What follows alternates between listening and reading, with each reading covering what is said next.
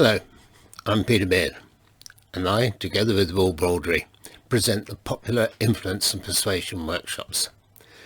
This Christmas, we've been sharing some of the techniques from these workshops, and I'm now going to tell you how to get another party to overcome that decision inertia which stops them saying yes to your proposals.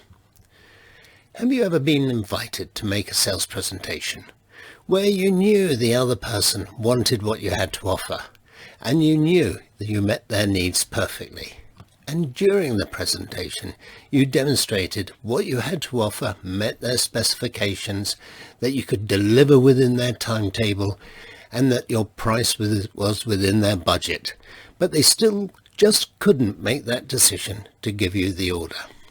Well, I'm going to give you a technique that is very successful at overcoming such decision inertia. This technique has quite a few names, but I'm going to call it the chain of affirmations, which is very descriptive. It is highly effective in overcoming decision inertia. I should give you the caveat that this, or indeed any persuasive technique, will only work if the other person needs what you're offering and that what you're offering exactly matches their needs. The technique is simple and easy and requires no more than you get the other person to start agreeing with you on simple statements that are maybe unrelated to the deal and of little consequence.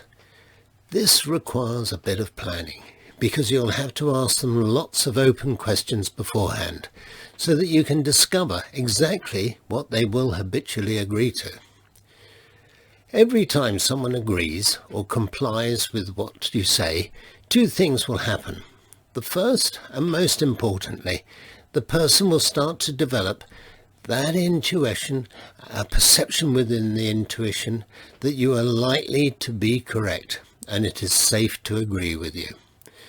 The second thing that will happen is that you're beginning to get them to create a habit of agreeing with you, and people are innately consistent and find it easier to conform to their habits.